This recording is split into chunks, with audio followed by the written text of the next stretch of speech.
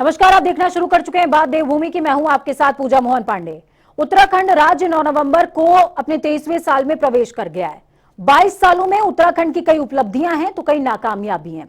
फिलहाल 22 साल के उत्तराखंड को मुख्यमंत्री पुष्कर सिंह धामी की हामी के बाद 22 नए शहरों की सौगात मिलने जा रही है। पर सवाल यह है कि क्या पुराने शहरों या यूं कहें कि मौजूदा शहरों की आशाओं पर सरकार खरी उतर पाई है? इसीलिए आज चर्चा इसी विषय पर करेंगे कि नया शहर, नया सपना, पुराना क्वेश्चन मार्क है, यानी कि सवाल है।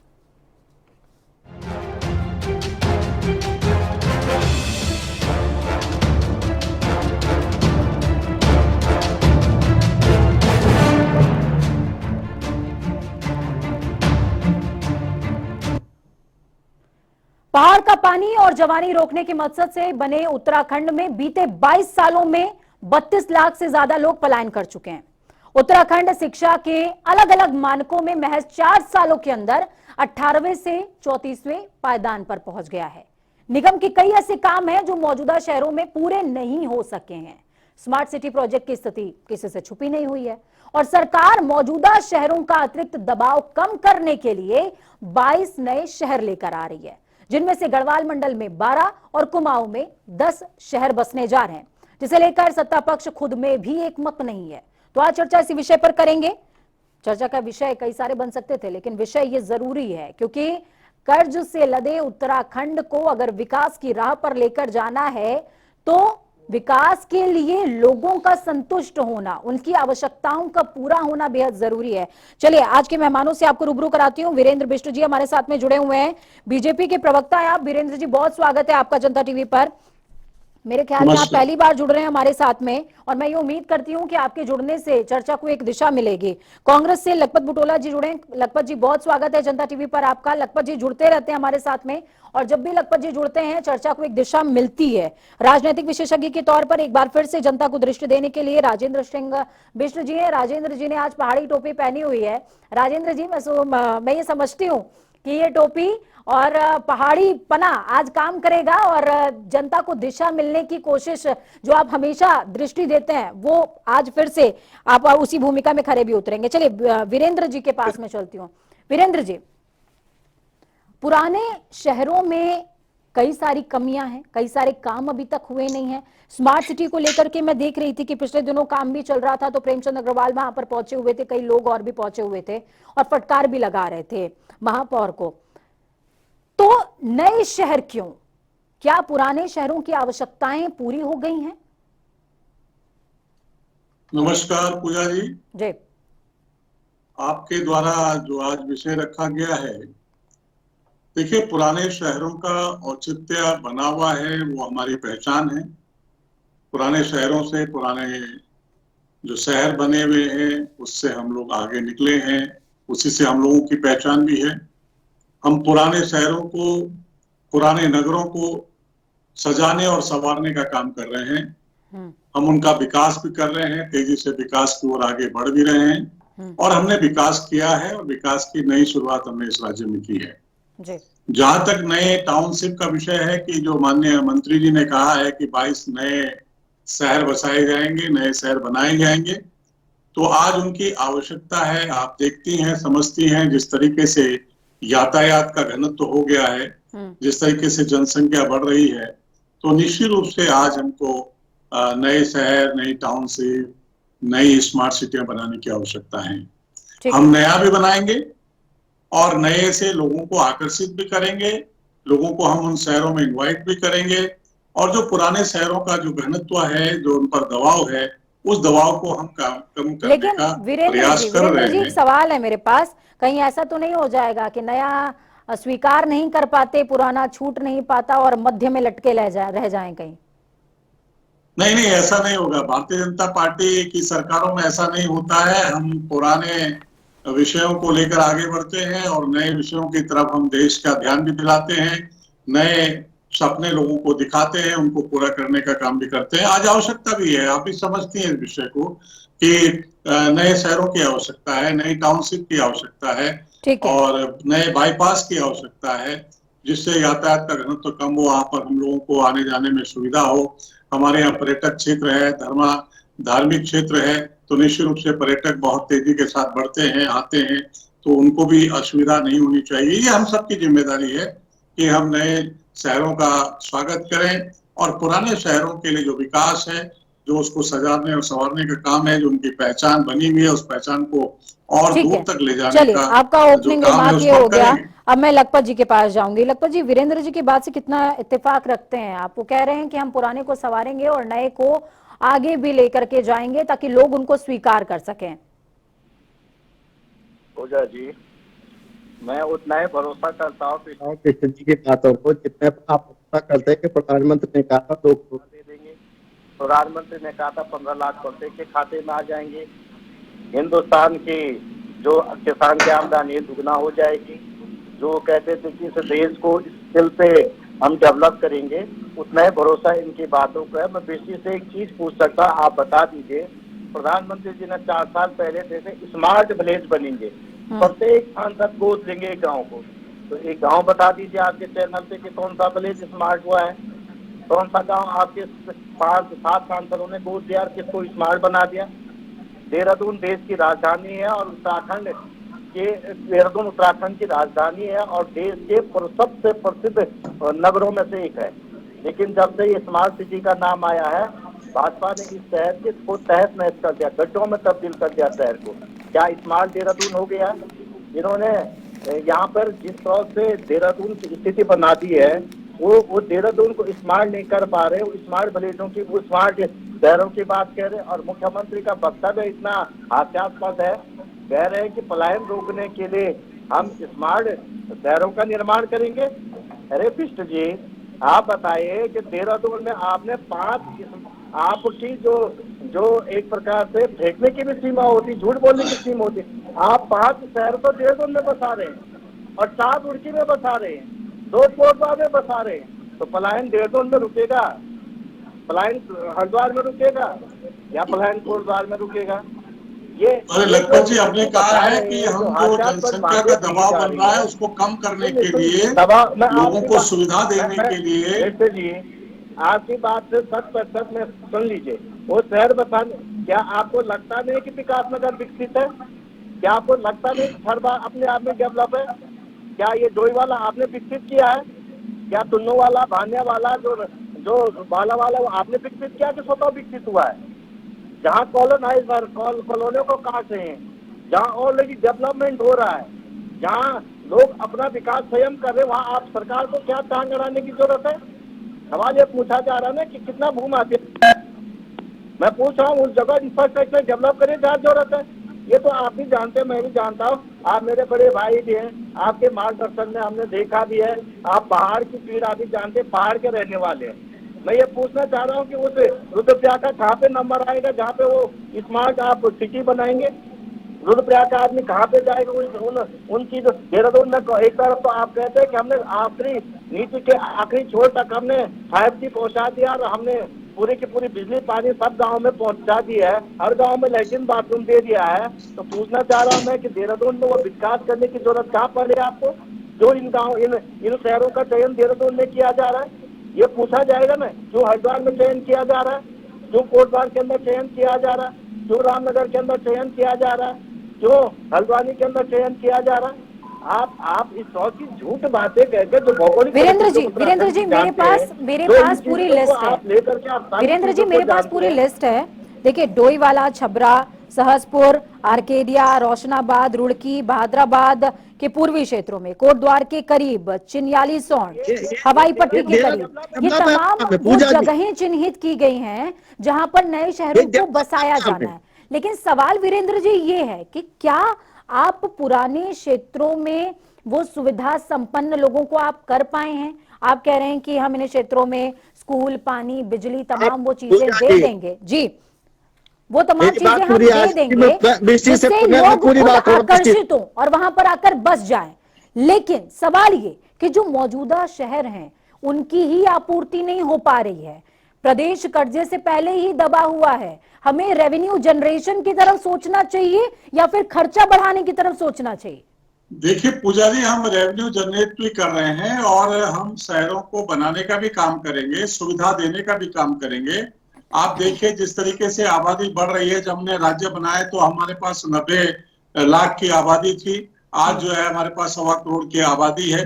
तो निश्चित रूप से जब जनसंख्या घनत्व बढ़ रहा है तो शहरों की आवश्यकता, जो शहर छोटे थे, जो चिन्याली सौड़ा आपने बात करी है, जो डोईवाला बात की है, दूसरे शहरों का आपने नाम लिया है, ये शहरों का रूप ले रहे हैं, बड़े बड़े महानगरों का रूप ले रहे हैं। तो इसमें टाउनशिप बसाने की आवश्यकता है जिससे बाईपास किया जा सके और लोगों का घनत्व, आने जाने का जो आवागमन है, लोगों पर उसका असर न पड़े, पुराने शहरों पर उसका जोर ना हो। इसलिए हमने नए शहर टाउनशिप बनाने की बात करी है। तो टाउनशिप बनेगी तो लोगों को रोजगार भी मिलेगा, लोगों को रहने का अवसर भी मिलेगा, लोगों के काम धंधे भी बढ़ेंगे, बाजार भी बनेंगे, अप्रत्यक्ष और अप्रत्यक्ष रूप में लोगों को काम भी मिलेगा।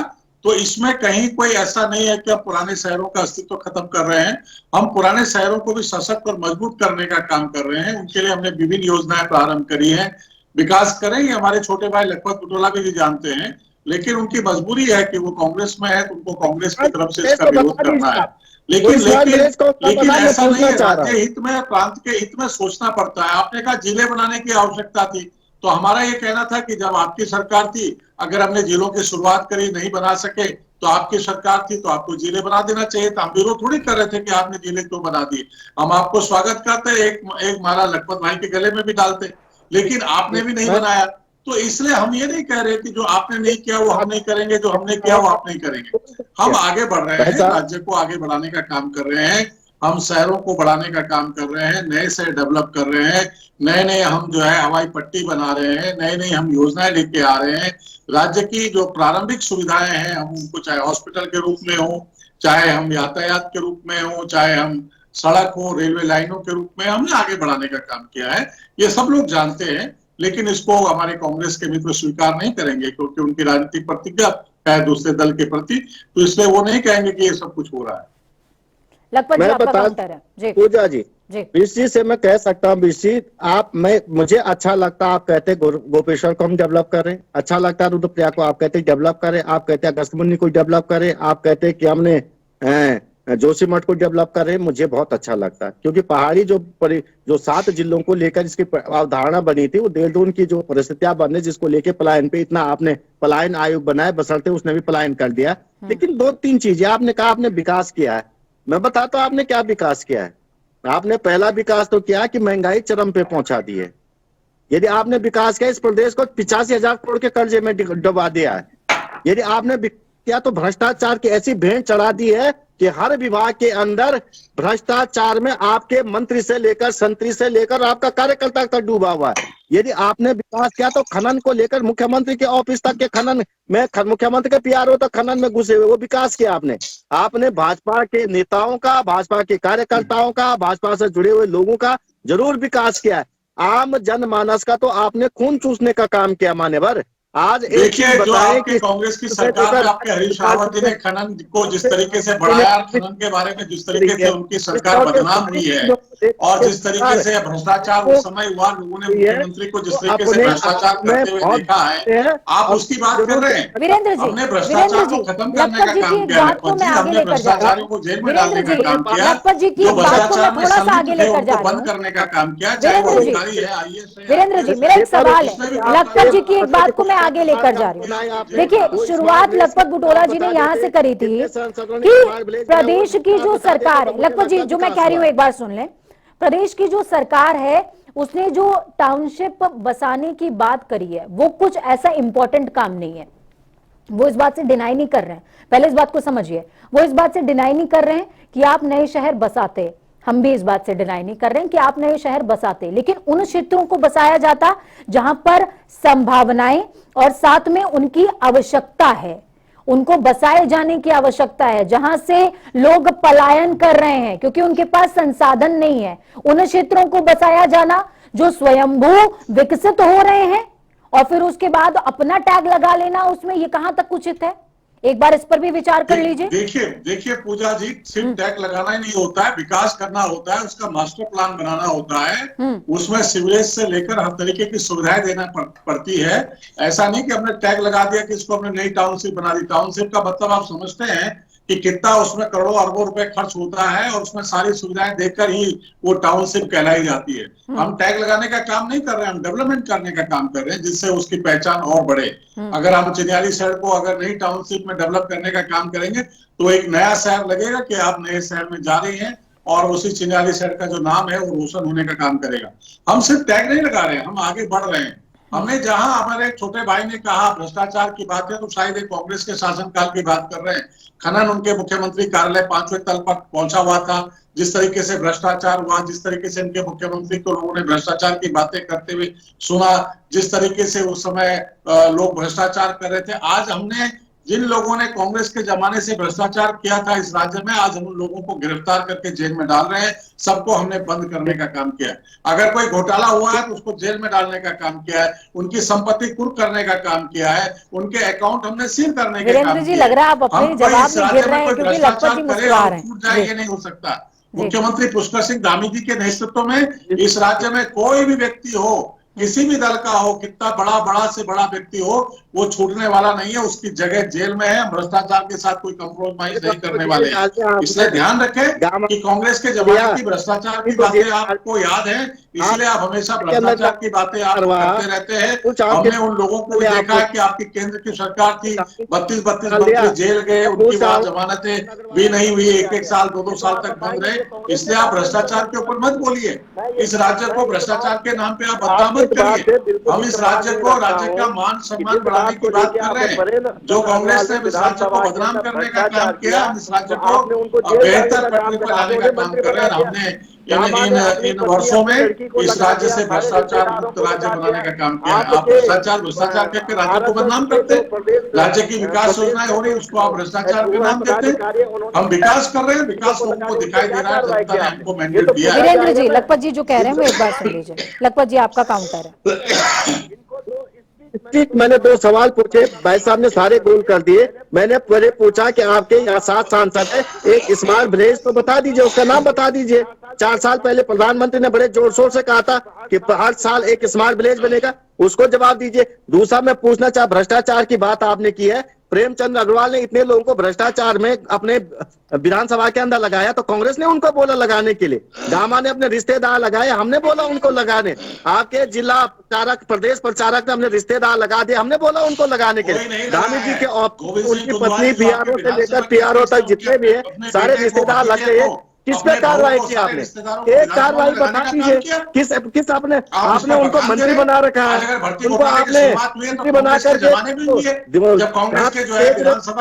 भ्रष्टाचार, वो मंत्री लगा दिया, पूरे कांग्रेस के रिश्तेदारों को विधानसभा में लगा दिया।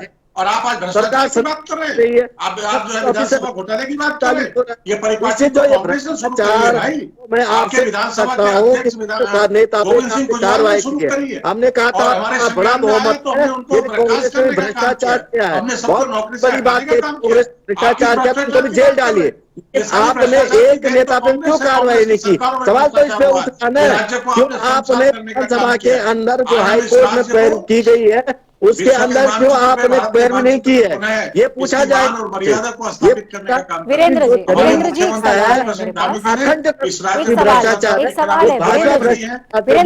वीरेंद्र जी देखिए, बहस का कोई अंत नहीं है। एक सवाल है मेरे पास वीरेंद्र जी, एक सवाल है मेरे पास। देखिए, आपने अभी इस बात को स्वीकार किया कि नई टाउनशिप को डेवलप करने के लिए अरबों खरबों रुपए लगेंगे और वो अरबों खरबों रुपए लगने के बाद ही वो नई टाउनशिप डेवलप होगी और साथ में हम उस शहर को ऐसा प्रारूप देंगे कि लोग खुद मोहित हो जाएं। लेकिन सवाल ये है कि मौजूदा समय में वीरेंद्र जी, कई बार हम ऐसी खबरें पढ़ते हैं कि कई विभागों की स्थिति इसलिए लचर होती चली जा रही है क्योंकि बजट ही नहीं है, बजट अलॉट ही नहीं हो पा रहा है। वो पैसा कहां से आएगा? देखिए पूजा जी, हम बजट अलॉटमेंट की आपको कोई दिक्कत नहीं होने देंगे। हमने स्पष्ट रूप से उसके लिए बजट का प्राविधान भी रखा है। जी आ रही हूँ मैं आपके पास, आ रही हूँ जी, आपको भी समय देंगे। बताया है कि बजट का प्राविधान रखा गया है, बजट हमने उसका एलोकेशन कर रहे हैं। आप उसकी चिंता मत करिए कि हम सब घोषणा कर रहे हैं। हम नए टाउनशिप, अगर हमने बात करी है तो हम नए टाउनशिप बनाएंगे, जनता को समर्पित करेंगे उन टाउनशिपों को। और उन टाउनशिपों में हमारे लखपत भाई भी है, उनकी पार्टी के लोग भी वहां आएंगे, जाएंगे, रहेंगे, बसेंगे, उनका भी हम स्वागत अभिनंदन करते हैं। मेरा सिर्फ इतना कहना है सिर्फ राजनीति करने के लिए आप राजनीति मत करिए, राज्य के विकासों के साथ, राज्य के हक हकूक के साथ भी खड़े होइए। और कोई काम अगर राज्य के विकास में चाक चौबंद कर रहा है, उसमें अगर सितारे लगाने का काम राज्य में हो रहा है, उसका स्वागत करो, अभिनंदन करो। रचनात्मक विपक्ष की भूमिका में आप रहिए, आपका स्वागत है। आपकी नकारात्मक लखपत जी आपका काउंटर है, इसके बाद वीरेंद्र जी आपके लिए मेरे पास एक और सवाल है। जी लखपत जी आपका काउंटर, इसके बाद आप वीरेंद्र जी के सवाल। पहले प्रधानमंत्री ने कहा था उस स्मार्ट विलेज को तो बता दीजिए, आपने वो स्मार्ट विलेज तो बताया नहीं। यदि बता दे तो हम भरोसा करते। दूसरी बात मैं आपसे कह सकता हूँ, आपने कहा है, मैं एक चीज आप समझ लीजिएगा, जिस जोगीवाला में घंटा घर से जो जोगीवाला 5 किलोमीटर पे है, वहां पे अभी तक सीवर लाइन नहीं आई है, जहां पे 50,000 रुपया गज जमीन बिक रही है और लोग स्वतः विकास कर रहे हैं। उसको टाउनशिप में डोईवाला के अंदर लोग 25-25 हजार रुपया गज जमीन खरीद रहे हैं और लोग डेवलपर स्वयं डेवलप करके दे रहे हैं। सरकार क्या काम कर रही है उसके लिए? कौन सी भूमि अधिग्रहण कर रही? क्या मास्टर प्लान सरकार के पास देखे तो बताएं। आप शहरों को डेवलप क्यों नहीं करते? जोशी मार्केट को डेवलप क्यों नहीं करते? आप उत्तरकाशी रुद्रपुर को क्यों डेवलप नहीं, उत्तरकाशी को क्यों डेवलप नहीं करते? गोपेश्वर को क्यों डेवलप नहीं करते? 22 टाउनशिप बन रही है। लगभग 22 आपसे ने तो सिर्फ 4 गिनाई है। मेरे पास पूरे 22 के नाम है। 10 कुमाऊं में है। वीरेंद्र जी पूरे 22 के नाम है मेरे पास। यकीन करते नहीं, लगभग कह रहे हैं ना, सिर्फ यही 2-4 हो रहे हैं, 22 हो रहे हैं। लगभग को बता दीजिए, कुमाऊं में 10 है, गढ़वाल में 12 है। ये दिक्कत हो जाती है। और बिष्ट जी स्वयं बता देंगे देहरादून के अंदर कि राजेंद्र बिष्ट जी बता देंगे कि क्या स्थिति यहाँ के डेवलपमेंट की, और जो जनता स्वयं क्या यहाँ पे जमीनों की कॉस्ट है, लोग स्वयं विकास कर रहे हैं, सरकार उससे रेवेन्यू सबसे ज्यादा जनरेट करे देहरादून की जमीनों से, और उसके बावजूद सरकार इस तरह के नौटंकी करेगी। जहां विकसित तो स्वतः हो चुका है, सहसपुर अपने आप में पूर्ण विकसित है, डोईवाला अपने आप में पूर्ण विकसित है, छरवा पूर्ण विकसित है। उनको लेकर आप लखपत जी वीरेंद्र जी के लिए मेरे पास 2 सवाल है। बात करिए लखपत जी वीरेंद्र जी के लिए 2 सवाल हैं, उनको आपका भी सवाल उसमें निहित है। वीरेंद्र जी मेरा सवाल कि क्या ऐसे दुर्गम क्षेत्र, जिनमें से कुछ को गिनाया है लखपत जी ने, क्या ऐसे दुर्गम क्षेत्रों की तरफ भी सरकार की सत्ता पक्ष की कृपा दृष्टि होगी क्या, कि उन लोगों का भी उद्धार हो सके, उन्हें भी नई और अच्छी टाउनशिप में रहने का मौका मिले, ताकि जो आपका पलायन आयोग है, वो पलायन बोर्ड है, वो वहां से पलायन ना करे? कृपा दृष्टि करेंगे क्या? पूजा जी, सबसे पहला विषय ये है कि ये वो शहर है जहां घनत्व बढ़ रहा है, जहां लोगों की आबादी अचानक बढ़ रही है, और उस क्षेत्र को एक टाउनशिप का रूप देना आवश्यक है। जब लोग वहां बढ़ रहे हैं, लोग वहां मकान बना रहे हैं, जमीनें खत्म हो गई हैं, तो लोगों को सुविधा देने की जिम्मेदारी सरकार की है। अब वहां टाउनशिप प्रॉपर बनाई जाएगी, हर तरीके की सुविधाएं बनाई जाएगी। मेरा तो सवाल जो आपने लोग रह रहे घुमा दिया। मैं आ रहा हूँ आपके सवाल पे, मैं आपके सवाल पे आ रहा हूँ। नंबर 1 बात। नंबर दूसरी बात, जो सरकार का जो सेकंड स्टेप है, वो सेकंड स्टेप उन जगहों के है कि जहां छोटे शहर है और वहां भी घनत्व हो गया, तो उसी से हटकर नए शहरों को डेवलप करना। हम उस ओर बढ़ रहे हैं। मैंने कहा आपको इसके पीछे सीधा मंशा है। तो क्या मैं आपके जवाब में अपना जवाब समझूं कि इन 22 शहरों के बाद और भी उस दिशा दुर्गम क्षेत्रों की तरफ आप आगे बढ़ेंगे? हम बढ़ेंगे। और मेरा आपसे कहना है कि जो ये गांव है, ये गांव शहरों का रूप इन्होंने ले लिया है, आबादी का घनत्व बढ़ गया है, इसलिए इन शहरों को टाउनशिप बनानी बहुत आवश्यक है। इसलिए हम आगे बढ़ रहे हैं। लखपत जी, चर्चा आपने सुनी, अब मैं राजेंद्र जी के पास जाऊंगी। लखपत जी, मेरे ख्याल में शायद आपके सवालों का भी जवाब राजेंद्र जी दे दें। राजेंद्र जी, आपने बहुत लंबी बहस सुनी, आज की बहस थोड़ी तीखी भी थी और लंबी भी थी, लेकिन ठीक है, जरूरत भी होती है कभी कभी इस तरह की तीखी बहस की। मैं आपसे समझना चाहूंगी, आप तमाम जनता जो इस समय हमें सुन रही है, लाइव सुन पा रही है, उन लोगों को दृष्टि दें कि क्या सरकार का ये जो कदम है ये सकारात्मक है, या फिर इसके कुछ बैकलॉग्स हैं जो अमूमन सत्ता पक्ष के कार्यों में देखने को मिलते हैं, कि इनके पास मास्टर प्लान तो नहीं होता, ये एक डमी प्रोजेक्ट लॉन्च करते हैं, उसी पर उसको एग्जीक्यूट कर देते हैं और उसका फिर प्रतिफल मिल नहीं पाता है। पूजा जी, अगर आप बात जिस तरह से आप प्रश्न देखिए, 2000 में जब उत्तराखंड बना था तो करीबन 84 लाख इसका जो है आबादी थी, और आज जो है 22 साल में आबादी 1,10,00,000 के आसपास हो गई है। बिल्कुल। करीबन करीबन 25 लाख आबादी बढ़ी है। अगर हम ये देखें तो हर 10 साल में ये आबादी 10% के से कंपाउंडिंग हो रही है। सरकार जितनी भी आई, चाहे कांग्रेस की आई चाहे बीजेपी की आई, कभी भी किसी ने ये प्लानिंग नहीं करी कि अगर इस तरह से जो है पॉपुलेशन जो है बढ़ती जा रही है तो उसको हमने कैसे उसको आने वाले टाइम पे उसको प्लानिंग करनी, फॉरवर्ड प्लानिंग करनी है। पहली बात धामी सरकार ने ये बात करी है कि वो टाउनशिप 22 टाउनशिप जो है बढ़ा रही है, और जिसमें जो है धीरे धीरे करके पॉपुलेशन जो है क्या कहते हैं नई टाउनशिप में आएंगी तो लोग उस पर माइग्रेट होंगे और किसी तरह से जो है पुराने शहरों से दबाव कम होगा। लेकिन बात बहुत अच्छी है, इसके अलावा क्या है कि हमारे उत्तराखंड का बजट हर साल 65,000 करोड़ का है। बिल्कुल। और उसमें से 50% तो आप सैलरी बांट रहे हैं, डेफिसिट पेंशन चली जाती है जी। और अगर आप ये देखिए कि अगर इतनी सैलरी हम बांट रहे हैं, हमारे पास रेवेन्यू जनरेशन नहीं है, फिर हम कैसे इन टाउनशिप को डेवलप करेंगे? ये बहुत बड़ा सवाल है। हर बार हम जो है क्या कहते हैं सेंटर की तरफ देखते हैं, केंद्र की तरफ देखते हैं, क्या हमें पैसा देंगे तब हम इसको डेवलप करेंगे। ये बात तो है। इसके अलावा हमें ये सोचना पड़ेगा कि क्या हम लोग ऐसी प्लानिंग कर रहे हैं कि जो प्रॉपर एजुकेट। देखिए प्लानिंग तो बहुत सारी हुई है उत्तराखंड में और हर एक सरकार ने करी है, लेकिन एजुकेशन के मामले में सरकारें बहुत पिछड़ गई हैं और जिससे जनता का बुरा हाल है। आप बात करते हैं देहरादून की जो पॉपुलेशन है इस समय 12 लाख है, और 12 लाख की जो जनता के लिए क्या सड़कें हैं, क्या यहाँ पे पानी की बात है, क्या चीजें, सिर्फ टैक्स के अलावा और कुछ नहीं है। मैं जहां रहता हूं और जहां मेरा ऑफिस है, अगर आप देखें बिल्कुल सचिवालय के सामने, अगर आप वहां देखें तो वहां पे जो है सीवर लाइन जो है मेन रोड पे बह रही है। सरकार बात करती है कि हम जो है नई टाउनशिप डेवलप करेंगे, स्मार्ट सिटी बनाएंगे। मुझे तो बड़ा दुख लगता है कि अधिकारी, सरकार की सोच अच्छी है, सब कुछ सही है, लेकिन अधिकारियों का एग्जीक्यूशन कहाँ है? पहली बात। दूसरी बात जो है क्या कहते हैं, हमारे पास कुछ ऐसे टाउन्स हैं जो नैनीताल या पहाड़ में है, वहां पे कितना डेवलपमेंट हो रहा है।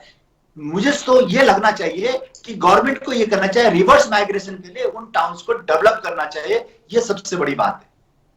बिल्कुल। तो हम इन सब बात को अगर सोचें, इस बात पे अगर हम बात करें, तभी हम ये जो है सक्सेसफुल हो सकते हैं कि कैसे हम इसका विकास कर सकते हैं। तो ये पूजा जी बहुत इंपॉर्टेंट चीजें हैं जिसमें जो है नहीं लगता कि जो है जो सैटेलाइट टाउन है हम उनको बहुत इंप्रूवमेंट करेंगे तो बहुत कुछ चेंज हो जाएगा, नहीं होगा। ये बहुत मुश्किल है। हमें अगर जो डेवलपमेंट करना है तो हमें इसके लिए प्रॉपर प्लानिंग करनी पड़ेगी, प्रॉपर फंड होना चाहिए, रेवेन्यू जनरेशन होना चाहिए, फिर हम रिवर्स माइग्रेशन की बात करते हैं। आपकी यानी कि सत्ता पक्ष की भावनाओं को आहत करने का कोई इरादा नहीं, लेकिन हम ये उम्मीद करते हैं कि इस चर्चा से आप कुछ अहम बिंदु लेकर जाएंगे जो सत्ता पक्ष के काम आएगा। विपक्ष के कुछ बिंदु आप अपने ध्यानार्थ रखेंगे ताकि जो भी प्लानिंग हो रही है उसके एग्जीक्यूशन में काम आए। बहुत शुक्रिया आप तीनों ही लोगों का हमारे साथ जुड़ने के लिए, चर्चा को खास और अहम बनाने के लिए। तो एक कहावत है, कुछ लाइनें हैं कि खास सड़कें बंद हैं सारी मरम्मत के लिए, ये हमारे दौर की सबसे बड़ी पहचान है। और कल नुमाइश में मिला था चीथड़े पहने हुए, मैंने पूछा नाम तो बोला कि हिंदुस्तान है। हिंदुस्तान को रिप्लेस कर दीजिए, प्रदेश का नाम ले आइए। तो ऐसा हाल नहीं होना चाहिए। कोई भी प्लानिंग, कोई भी एग्जीक्यूशन उसके बैकलॉग्स के साथ में और उसके जो भी नुकसान है, नफा है, सब कुछ ध्यान में रखते हुए होना चाहिए। क्योंकि उत्तराखंड में हमेशा से यही परेशानी रही है कि हमने सपने तो बहुत देखे लेकिन सपने सज नहीं पाए, सपने साकार हो नहीं पाए। वक्त छोटे से ब्रेक का, ब्रेक के उस पार खबरों का सफर लगातार जारी है। बने रहिए जनता टीवी के साथ, क्योंकि हमें आपकी ताकत। अपना और अपनों का बहुत ख्याल रखिए। हमारी कामना कि आपका आने वाला कल आज से बहुत बेहतरीन भी हो और सुरक्षित भी हो। नमस्कार।